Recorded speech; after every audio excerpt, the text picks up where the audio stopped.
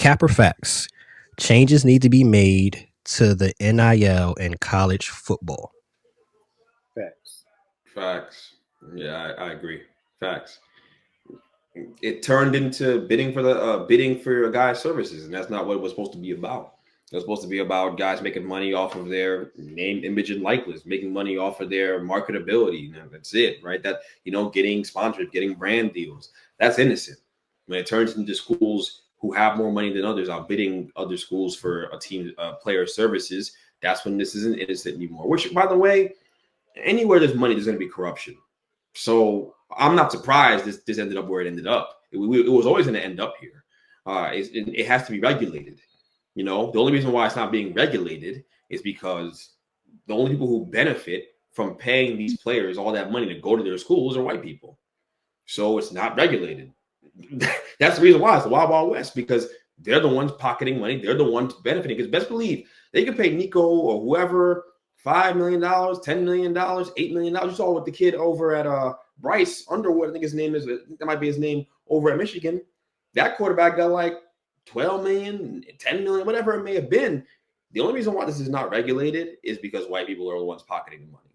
Because best believe, if there were black people who were big time donors at these schools, or they were the commissioners, or they were sitting on the boards at these big prestigious universities, this would be regulated.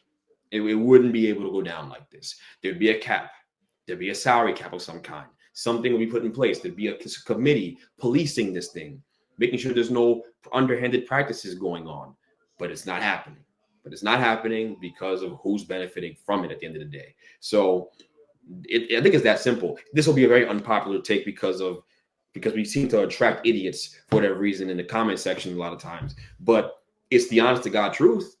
Why else would this go unregulated? It's the most obvious corrupt thing in the world. Like, we know, this is pay to play, and that's not what the purpose of this was. But even it's across college. It's not just college football. It's college basketball. It's the same problem. It's the same problem they've got.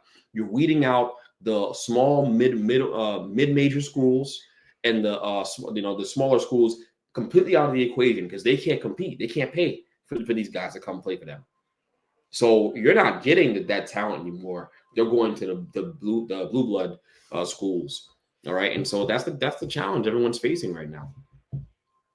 Yeah, I think with the Nico situation, he made a play trying to get more money in his probably final year at Tennessee, which is he was trying to double up on what he was gonna make, which is still a lot of money. He was gonna make $2 million this year at Tennessee. He wanted 4, and Tennessee made a bold stand and said, "We're moving forward with our program as is.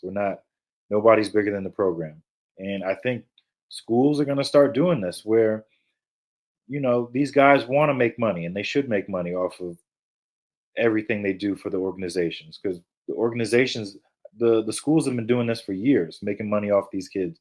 But these schools have the power too. Like, they can also make the decision, like, all right, fine, we'll move forward with the 4-star freshman that we brought in instead of paying you more money when, I mean, you were productive last year, but Heisman candidate, you were good, but $4 million, like, who do you think you are?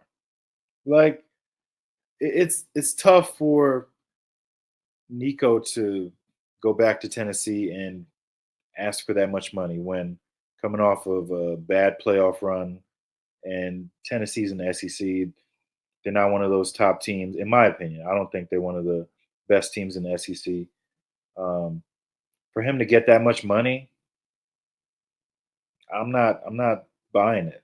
And they already agreed on the set money. So for you to come, and the way he did it by sitting out practices and meetings and basically isolate, he was holding out from college. Like, is that what we're gonna start doing at these schools? Like, we're holding out for more money?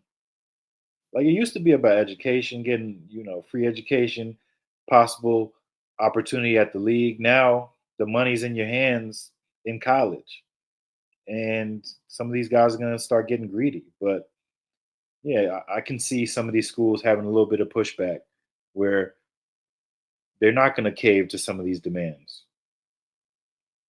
Can I just say before we move on, I'm torn on this whole Nico thing. Is it idiotic to double back and try to get more money after you agreed to a contract of sorts? Yes. And is it idiotic the way he went about it? Yes. Going behind your team's back, trying to secretly ask other schools to match the price you're looking for, and then Dan Lanning over at Oregon snitches on you, tells your coach, and then your coach is like, "Oh, word? All right, F you then. I'm getting you out of here, and we're making sure that we're shutting you out. No other school's going to give you the money you want." Right? Because now they're all together on this thing now. All the players that run this, we run this, we make the money. As a coach, I can leave my program at any given time during the season, right, and go to a different school for more money. But the players, they can't do that. I can negotiate a larger contract if I'm having a great year, if I'm coaching a great season. But the players, they can't do that, right? So I think it's some BS because I don't think that Nico is that wrong in principle, because I think the whole college thing is a sham. It's a sham altogether. It's a sham. They pocket him money hand over fist, right? And the reality is that when these white men, coaches, ADs, right, people on the committee, they do all this greasy stuff behind the scenes, it's cool. But when a player does it, they get all the criticism. I don't think that's totally fair. There is a devil's advocate to be played here. I don't think it's as simple as Nico misplayed his hand. Like I heard Shannon Sharp talking about it, like, oh, you should just be, you have this, you have the money already in hand. Now you're playing yourself. Basically, what he's saying, but in the country way he says it, it's not. That's such a a slave mentality. It's kind of what it feels like, right? Like, bro, these guys are making a ton of money off of you. I understand. Tennessee sells out every game. You got all those fools in there dressing like they're oranges or whatever in the stands, right? And you are playing football for this team. You're one of the best players in the country. Sure, you sputtered out the end of the year last year, but people are expecting big things from the Volunteers because you're on the team next year. A college football playoff berth is very much in sight for that team. And it's like, just be happy. Like Tony said in here, just be happy that you're in the position you're in. Be happy to have made your $2 million. Just be happy you're getting a piece of the pie at all. Because a few years ago, y'all weren't. So just be happy you're here. Just chuck in that job. Just dance. Go out there and run the football around. Go throw the football far. Go do what you do. Do your little celebration. Entertain these people who don't look like you, by the way. No one understands looks like you. But go entertain them, right? And don't expect more.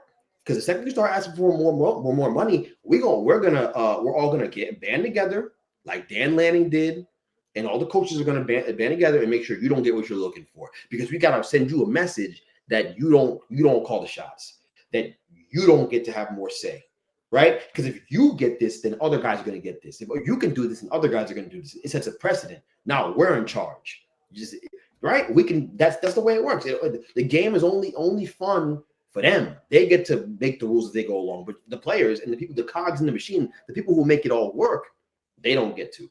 They don't get to make the rules. And the second they do, is a problem. You know what I'm saying? So I think it's BS. And it's the same problem the NFL has. How's it any different? When they have these nasty collective bargaining agreements in place, and the owners abuse their power, the owners are racist behind the scenes. The owners do all this nonsense, and players don't want to sit out because, like, my shelf life. So that, I don't have a long time to play this game at a high level. So we're not going to do anything about it. It gets cool, man. Like, we get a lot of money. We're good. Like, we're good. That's what they want. No one's, and this is symbolic of like life in general. Like, this is like a whole, like, it ties into life. No one wants to stand for anything. Everybody wants to just be happy with what you got. No one wants to stand. No one wants to take any risks. It's in a way. I'm not saying Nico is a trailblazer or something like that, but kind of respect it. I mean, I think, look, like, they make a ton of money off of you. I understand why you did what you did. Do I like the execution of what you did? Nah. But I understand why you did what you did. It's the why for me is more important than execution. He's a kid. Oh, yeah, kids make mistakes. Kids are stupid. They do dumb stuff. So that's fine. But I think we should focus on the why. You know what I'm saying? And also the fact that they get to play by their own rules, ADs, coaches, people upstairs. But the kids, right? Like, hey, man, take what you got. Because if you start messing with me, I'm gonna mess up your whole situation. I don't think that's cool. I think people are coming down hard on that guy. And I don't think that's totally fair. And it shouldn't affect his draft status, but it's going to affect his draft status. We're going to hear about it when it's time for him to go get drafted. And it's BS. But all these ADs and these coaches, they're all cool with these NFL GMs and coaches. So it's a nasty game he's playing. Nasty world. Most definitely, I think with what you said, what comes to mind is the old saying, it ain't fun when the rabbit got the gun. That's what it essentially boils down to. As a reminder, hey, y'all got this money and all that, but we still run the pots. We still call the calls, which is the allure of being a college coach. You can't do that on the professional level, i.e. Rick Pitino, Boston Celtics. You ain't going to be talking to these grown men getting paid more than you any and old type of way. Most definitely